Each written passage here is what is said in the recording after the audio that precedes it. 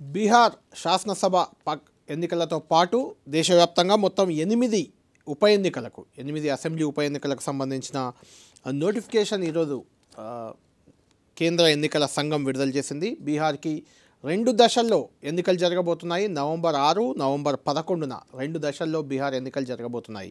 బీహార్ ఎన్నికలతో పాటు దేశవ్యాప్తంగా జమ్మూ కాశ్మీర్లోని 2 నియోజకవర్గాలు, రాజస్థాన్లో 1 నియోజకవర్గం, జార్ఖండ్లోని 1 నియోజకవర్గం, పంజాబ్లో 1, మిజోరాంలో 1, ఒడిశాలో 1, తెలంగాణలోని జూబ్లీ హిల్స్ ఉప ఎన్నిక కూడా జరగబోతుంది 2వ విడతలో. ఇవన్నీ కూడా దాదాపు 11వ తేదీ నవంబర్ 11వ తేదీన ఎన్నికలు, ఈ అన్ని ఉప ఎన్నికలు జరగబోతాయి. ఆ తర్వాత నవంబర్ 14న బీహార్తో పాటు ఈ ఉప ఎన్నికల ఫలితాలు కూడా వెలువడబోతున్నాయి. దీనికి సంబంధించి ఎన్నికల సంఘం ఈరోజే కొద్దిసేపటి క్రితం సరిగ్గా 4 గంటలకి ఎన్నికల సంఘం నోటిఫికేషన్ షెడ్యూల్ విడుదల చేసింది. దీనికి సంబంధించి జూబ్లీ హిల్స్ ఉప ఎన్నిక తెలంగాణలో చాలా ఆసక్తి రేపుతున్న ఉప ఎన్నిక. ఇందులో 8 ఉప ఎన్నికల్లో కూడా రాజస్థాన్లో డిస్క్వాలిఫై అయ్యారు కన్వర్ లాల్. ఆ సందర్భంగా అక్కడ రాజస్థాన్లోని అంటా నియోజకవర్గానికి ఉప ఎన్నిక జరగబోతుంది. అటు జమ్మూ కాశ్మీర్లో కూడా బుడ్గామ్లో ఉమర్ అబ్దుల్లా రాజీనామా చేశారు. దాంతో అక్కడ కూడా ఉప ఎన్నిక జరగబోతుంది. మిగిలిన 6 నియోజకవర్గాల్లో కూడా ఎమ్మెల్యేలు చనిపోవడం వల్ల, ఇంక్లూడింగ్ తెలంగాణలోని జూబ్లీ హిల్స్ ఉప ఎన్నిక, జూబ్లీ హిల్స్ ఎమ్మెల్యే మాగంటి గోపీనాథ్ చనిపోవడంతో అక్కడ ఉప ఎన్నిక అనివార్యమైంది. అలా ఉప ఎన్నికలు మిగిలిన 6 నియోజకవర్గాల్లో వచ్చాయి. మొత్తం దేశవ్యాప్తంగా 8 నియోజకవర్గాల్లో ఉప ఎన్నికలు. బీహార్ శాసనసభకు ఎన్నికలు జరగబోతున్నాయి. బీహార్ శాసనసభ ఎన్నికలు 2 విడతల్లో ఉంటాయి. మిగిలిన ఉప ఎన్నికలన్నీ 2వ విడతలో భాగంగా, అంటే నవంబర్ 11న ఈ ఉప ఎన్నికలన్నీ జరగబోతున్నాయి. దీనికి సంబంధించి ముఖ్యంగా తెలంగాణ విషయానికి వస్తే, తెలంగాణలోని జూబ్లీ హిల్స్ ఉప ఎన్నికకు సంబంధించి ఈ నెల 13వ తేదీన, ఈరోజు షెడ్యూల్ విడుదలైంది, 13వ తేదీన నోటిఫికేషన్ వస్తుంది. 13 నుంచి 21వ వరకు కూడా నామినేషన్లు గడువు ఉంటుంది. నామినేషన్లు దాఖలు చేసుకోవచ్చు. ఆ తర్వాత 22వ తేదీన స్క్రూటినీ చేస్తారు నామినేషన్లని. 24వ తేదీన విత్డ్రావెల్కి ఎవరైనా నామినేషన్లు ఉపసంహరించుకుంటే 24వ తేదీ వరకు ఉపసంహరించుకునే అవకాశం ఉంటుంది. వచ్చే నెల 11వ తేదీన ఎన్నిక ఉంటుంది. 14వ తేదీన ఫలితాలు వస్తాయి. దీనికి సంబంధించి కేంద్ర ఎన్నికల సంఘం నోటిఫికేషన్ జారీ చేసింది. ఎన్నికల కమిషనర్ దీనికి సంబంధించిన నోటిఫికేషన్ విడుదల చేశారో ఒకసారి చూద్దాం.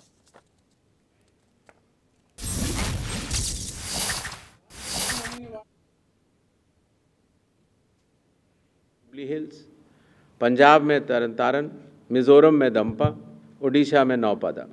इनकी तारीखें भी अलग अलग कॉन्स्टिट्यूंसी के हिसाब से यहाँ पर दी गई हैं। डेट ऑफ पोल लेकिन सबका 11 तारीख ही होगा और काउंटिंग 14 नवंबर को होगी. రైట్, 11వ తేదీన దేశవ్యాప్తంగా 8 ఉప ఎన్నికలకు ఎన్నికలు జరుగుతాయి. ఆ తర్వాత 14వ తేదీన కౌంటింగ్ ఉండబోతుందని కేంద్ర ఎన్నికల సంఘం ప్రకటించింది. ఇక తెలంగాణ జూబ్లీ హిల్స్ ఉప ఎన్నిక అనేది ఖచ్చితంగా 3 పార్టీలకు, తెలంగాణలో ఉన్న ప్రధాన పార్టీలు, అధికార పార్టీ కాంగ్రెస్, బీజేపీ, అదేవిధంగా బీఆర్ఎస్, ఈ 3 పార్టీలకు కూడా జూబ్లీ హిల్స్ ఉప ఎన్నిక చాలా కీలకంగా మారింది. ఈ ఉప ఎన్నికలో గెలుపు అనేది చావో రేవో అనేలా 3 పార్టీలు కూడా తలపడాల్సిన పరిస్థితి ఏర్పడింది. ఎందుకంటే అధికార పార్టీ, తెలంగాణలో అధికారంలో ఉంది కాంగ్రెస్ పార్టీ. గతంలో కూడా ఇలానే బీఆర్ఎస్ అభ్యర్థి చనిపోతే వచ్చిన ఉప ఎన్నిక సికింద్రాబాద్ కంటోన్మెంట్, అక్కడ శ్రీ గణేష్ కాంగ్రెస్ అభ్యర్థిగా బరిలో దిగి గెలుచుకున్నారు. అంటే బీఆర్ఎస్ సిట్టింగ్ స్థానాన్ని అధికార పార్టీ కాంగ్రెస్ కైవసం చేసుకుంది. ఇప్పుడు ఇక్కడ కూడా జూబ్లీ హిల్స్లో మాగంటి గోపీనాథ్ చనిపోయారు, ఎమ్మెల్యేగా ఉన్న ఆయన చనిపోయారు. ఆయన సతీమణి మాగంటి సునీతని బరిలోకి దింపేందుకు బీఆర్ఎస్ రెడీ అయింది. ఇప్పటికే అభ్యర్థిని కూడా ప్రకటించేసింది. ఆమె ప్రచారంలో కూడా దిగిపోయారు. ఆ జూబ్లీ హిల్స్లో కూడా ఉప ఎన్నికలో పాగా వేయడం ద్వారా మరొక స్థానాన్ని కైవసం చేసుకోవాలి, ఉప ఎన్నికను గెలుచుకోవాలి అని అధికార పార్టీ అస్త్రశస్త్రాలు ఉపయోగిస్తుంది. ఇప్పటికే 3 మంత్రులను జూబ్లీ హిల్స్ నియోజకవర్గానికి ఇన్ఛార్జీలుగా నియమించింది. ఆ 3 కూడా సామాజిక సమీకరణాలు అన్ని లెక్కలు చూసుకొని మరీ నియమించినట్లు కనిపిస్తుంది. వివేక్ ఒక మంత్రి ఇన్ఛార్జిగా ఉన్నారు, పొన్నం ప్రభాకర్ ఒక మంత్రి ఇన్ఛార్జిగా ఉన్నారు, తుమ్మల నాగేశ్వరరావు, ముఖ్యంగా జూబ్లీ హిల్స్ నియోజకవర్గంలో తుమ్మల నాగేశ్వరరావు సామాజిక వర్గ ఓటర్లు ఎక్కువగా ఉంటారు, కొంత ప్రభావం ఉంటుందనే నేపథ్యంలో ఆయన్ని కూడా అక్కడ ఇన్ఛార్జిగా పెట్టారు. ఆ 3 మంత్రులు కూడా అభ్యర్థి ఎవరు అనే దానిపై మళ్ళా గుల్లాలు పడుతున్నారు. అభ్యర్థులకు సంబంధించిన రకరకాల సర్వేలు చేస్తున్నారు. రకరకాల పేర్లు, రోజొక పేరు తెరపైకి వస్తుంది. ముందుగా ఇక్కడ నుంచి నవీన్ యాదవ్, ప్రధానంగా నవీన్ యాదవ్ పేరు పరిశీలనలో ఉంది. నవీన్ యాదవ్ గతంలో ఒకసారి ఎంఐఎం అభ్యర్థిగా పోటీ చేసి స్వల్ప తేడాతో ఓడిపోయారు. ఆ తర్వాత గత ఎన్నికల్లో ఆయన కాంగ్రెస్లో చేరారు. గత ఎన్నికల ముందు, దానికంటే ముందు కూడా ఇండిపెండెంట్గా పోటీ చేసి బాగానే ఓట్లు తెచ్చుకున్నారు. ఈ నేపథ్యంలో నవీన్ యాదవ్ ప్రధానంగా ఇక్కడ పరిశీలనలో ఉన్నారు. దాదాపు ఆయన పేరే కాంగ్రెస్ అభ్యర్థిగా నవీన్ యాదవ్ పేరే ఖరారయ్యే అవకాశాలు స్పష్టంగా కనిపిస్తున్నాయి. అయితే రానుంది జిహెచ్ఎంసీ గ్రేటర్ హైదరాబాద్ ఎన్నికలు ఉన్నాయి కాబట్టి ఆ ఎన్నికల నేపథ్యంలో గ్రేటర్ హైదరాబాద్ మొత్తం ప్రభావం చూపించే వాళ్ళకి ఎవరికైనా టికెట్ ఇస్తే బాగుంటుందా అనే ఒక చర్చ కూడా కాంగ్రెస్ పార్టీలో జరుగుతుంది. అప్పుడు మరికొన్ని పేర్లు పరిశీలనకు వస్తున్నాయి. అందులో గతంలో గ్రేటర్ టీఆర్ఎస్ అధ్యక్షునిగా పనిచేశారు మైనంపల్లి హనుమంతరావు. ఆయన కొంత ఫాలోయింగ్ కూడా ఉంది. ఆయన పేరు ప్రధానంగా పరిశీలనలో ఉంది. అటు బొంతు రామ్మోహన్ గతంలో గ్రేటర్ మేయర్గా ఉన్నారు. ఆయన బీఆర్ఎస్ పార్టీలో సుదీర్ఘకాలం పనిచేశారు. ఆయన పేరు కూడా పరిశీలనలో ఉంది. బీఆర్ఎస్ నుంచి కూడా కొంత ఆయనకు సహకారం వస్తుందేమో ఇప్పుడున్న బీఆర్ఎస్ నేతలని ఒక అంచనా ఉంది. మైనంపల్లి కూడా బీఆర్ఎస్లో ఉన్నారు. వాళ్ళిద్దరూ ఆ ఈక్వేషన్లో చూస్తున్నారు. గ్రేటర్ హైదరాబాద్లో కొంత వాళ్ళిద్దరూ ప్రభావితం చేయగలరని. అయితే మరోవైపు అక్కడ మహిళా అభ్యర్థి బరిలో ఉన్నారు కాబట్టి బీఆర్ఎస్ నుంచి మాగంటి సునీత మహిళా సెంటిమెంట్తో ఢీకొంటే ఎలా ఉంటుందనే ఒక ప్రయత్నం జరుగుతుంది. అందులో విజయలక్ష్మి పేరు కూడా కొంత తెరపైకి వస్తుంది. ముఖ్యంగా జిల్లా ఇన్ఛార్జ్ మంత్రి పొన్నం ప్రభాకర్ ఆమె పేరును ప్రతిపాదిస్తున్నట్లు తెలుస్తుంది. చూడాలి, ఆమె కూడా రేస్లో ఉన్నట్లే కనిపిస్తుంది. అయితే ఇంకొక వ్యక్తి నాకే టికెట్ రావాలి అంటూ బరిలో దిగుతున్నారు. తాడో పేడో అంటూ రెడీ అవుతున్నారు. ఆయనే అంజన్ కుమార్ యాదవ్. ఆయన సికింద్రాబాద్ ఎంపీగా గతంలో ప్రాతినిధ్యం వహించారు. ఆయన కూడా గ్రేటర్ కాంగ్రెస్ అధ్యక్షునిగా అప్పుడు మొత్తం జిల్లా అధ్యక్షుడు కాదు గ్రేటర్ కాంగ్రెస్ అధ్యక్షునిగా పనిచేసిన చరిత్ర ఆయనకు ఉంది. యాదవ సామాజిక వర్గం కూడా ఆయన కలిసి వచ్చే అంశం. ఇటు నవీన్ యాదవ్ కూడా అదే సామాజిక వర్గం కాబట్టి నాకే టికెట్ ఇవ్వాలని ఆయన కొడుతున్నారు. దీంతో కాంగ్రెస్లో టికెట్ల ఫైట్ అనేది నడుస్తుంది. పొన్నం ప్రభాకర్ ఛాయిస్గా విజయలక్ష్మి కనిపిస్తుంది. మహేష్ కుమార్ గౌడ్ ఛాయిస్గా బొంతు రామ్మోహన్ కనిపిస్తున్నారు. అటు మైనంపల్లి హనుమంతరావు అధిష్టానం నుంచి నేరుగా ఆయన అధిష్టాన పెద్దలతో కేసీ వేణుగోపాల్ లాంటి వాళ్ళతో నేను పోటీకి సిద్ధమంటే ఆయన చెప్పుకుంటున్నారు. ఇటు రేవంత్ రెడ్డి ఛాయిస్గా నవీన్ యాదవ్ ఉన్నారని ఒక ప్రచారం ఉంది. ఎందుకంటే నవీన్ యాదవ్ బలమైన అభ్యర్థి, స్థానికంగా ఉంటారు అని ఒక చర్చ ఉంది. కాబట్టి నవీన్ యాదవ్ దాదాపు ఇక్కడ అభ్యర్థి ఖరారవడం దాదాపు ఖాయమైపోయినట్లే మనకు సమాచారం అందుతుంది. ఇక మరో పార్టీ బీజేపీ గతంలో పోటీ చేసినప్పుడు ఇక్కడ పెద్దగా ప్రభావం చూపించలేదు. అంతకుముందు 2014లో పోటీ చేసినప్పుడు కేవలం 10,000 ఓట్లు కూడా రాలేదు బీజేపీకి. 10,000 లోపే ఓట్లు వచ్చాయి. ఆ తర్వాత గత ఎన్నికల్లో పోటీ చేసినప్పుడు కొంత ఓటింగ్ పెరిగింది.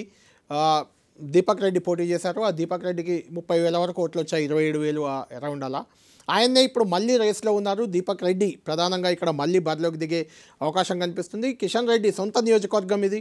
సికింద్రాబాద్ పార్లమెంట్లో భాగంగా ఉన్న నియోజకవర్గం జూబ్లీ హిల్స్ కాబట్టి కిషన్ రెడ్డి కూడా ఇది అత్యంత ప్రతిష్టాత్మకంగా మారింది. కిషన్ రెడ్డి ఎవరంటే వాళ్ళే అభ్యర్థులయ్యే అవకాశం ఉంది. కిషన్ రెడ్డి ఛాయిస్ దీపక్ రెడ్డి వైపే ఉన్నట్లు మనకు కనిపిస్తుంది. అయితే ఈ అభ్యర్థి ఖరారు కూడా ఒక 3 మెన్ కమిటీ చేశారు. బీజేపీ కూడా అభ్యర్థి విషయంలో కొంత కసరత్తు చేస్తుంది. ఇక్కడ మహిళా అభ్యర్థి ఉన్నారు కాబట్టి బీజేపీ నుంచి కూడా 2 మహిళల పేర్లు ప్రధానంగా వినిపిస్తుంది. ఒకటి ఆకుల విజయ, గతంలో బీజేపీ మహిళా నాయకురాలిగా ఉన్నారు, మహిళా మోర్చా నాయకురాలిగా ఉన్నారు ఆమె. రెండవది కీర్తి రెడ్డి అని మరొక మహిళా నాయకురాలి పేరు కూడా పరిశీలనలో ఉంది. వాళ్ళిద్దరూ దీపక్ రెడ్డి ముగ్గురు మధ్య పోటీ ఇక్కడ కనిపిస్తుంది. రకరకాల ప్రయత్నాలు అయితే కొంత జరుగుతున్నాయి. జయసుధన్ పోటీకి దింపాలని, గతంలో ఆమె సికింద్రాబాద్ ఎమ్మెల్యేగా ఉన్నారు కాబట్టి ఆమెను పోటీకి దింపే ప్రయత్నం కూడా బీజేపీ చేస్తుందని చర్చ. ఇవన్నీ ఉన్నప్పటికీ దీపక్ రెడ్డి ఇక్కడ అభ్యర్థి అయ్యే అవకాశం ఉంది. అంటే ఓవరాల్గా చూసుకున్నప్పుడు మాగంటి సునీత, దీపక్ రెడ్డి, నవీన్ యాదవ్ ప్రధానంగా వీళ్ళు ముగ్గురే జూబ్లీహిల్స్ రేసు గుర్రాలుగా కనిపిస్తున్నారు. జూబ్లీహిల్స్ నియోజకవర్గంలో మొత్తం దాదాపు 3,98,982 ఓట్లు ఈ రోజు వరకు నమోదయ్యాయి. ఇంకా నమోదు చేసుకునే అవకాశం ఉంది కాబట్టి అది 4 లక్షలకు చేరుకునే అవకాశం ఉంది. అయినా పోలింగ్ పర్సెంటేజ్ ఎప్పుడు తక్కువ ఉంటుంది ఇక్కడ ఈ నియోజకవర్గంలో. 2 లక్షల వరకు పోలే అవకాశం ఉంది. గతంలో 60-70 వేలు ఓట్లు సాధించి ఎమ్మెల్యేలైన పరిస్థితి కనిపించింది కాబట్టి ఈసారి కూడా అలానే ఉంటుంది. ఇందులో ఎక్కువగా సామాజిక వర్గాల వారిగా చూసినప్పుడు కూడా మున్నూరు కాపు సామాజిక వర్గానికి ఇక్కడ కొంత ఎక్కువగా ఓటు బ్యాంక్ ఉంది. కాబట్టి బీసీ అభ్యర్థికే టికెట్ ఇవ్వాలని కాంగ్రెస్ నిర్ణయం తీసుకుంది. కాబట్టి నవీన్ యాదవ్కి మెయిన్ ఛాయిస్ ఇక్కడ రాబోతుంది. చూడాలి చివరి నిమిషంలో ఏమైనా మార్పులు చేర్పులు జరిగితే తప్ప నవీన్ యాదవ్, మాగంటి సునీత, అదేవిధంగా బీజేపీ నుంచి దీపక్ రెడ్డి వీళ్ళు ముగ్గురు ప్రధానంగా పోటీ పడే అభ్యర్థులుగా కనిపిస్తున్నారు. ఏం జరగబోతుంది అసలు జూబ్లీహిల్స్పై ఏ పార్టీ అంచనాలేంటి? నిజంగా సిట్టింగ్ స్థానాన్ని మరోసారి బీఆర్ఎస్ కోల్పోతుందా? అంటే గతంలో కంటోన్మెంట్ కోల్పోయింది, ఇప్పుడు కోల్పోతుందా? లేదంటే తమ సత్తా ఏంటో చాటుకునే దిశగా జూబ్లీహిల్స్లో గెలుపొందబోతుందా? ఎందుకంటే గతంలో ఎప్పుడూ లేని విధంగా ఈసారి హరీష్ రావు, కేటీఆర్ ఇద్దరు జూబ్లీహిల్స్పై ఫోకస్ చేశారు. ఇద్దరు ప్రచారంలో నిమగ్నమైపోయారు. ఇప్పటికే వాళ్ళు చాలా ప్రెస్టీజియస్గా తీసుకున్నారు. కాబట్టి ఆ సిట్టింగ్ స్థానాన్ని దక్కించుకుంటుందా? లేదంటే అధికార పార్టీ కాంగ్రెస్కి ఆ సిట్టింగ్ స్థానం చేజారుతుందా గతంలో లాగే? లేదంటే బీజేపీ అనూహ్యంగా పుంజుకొని బీజేపీ గెలుపొందుతుందా?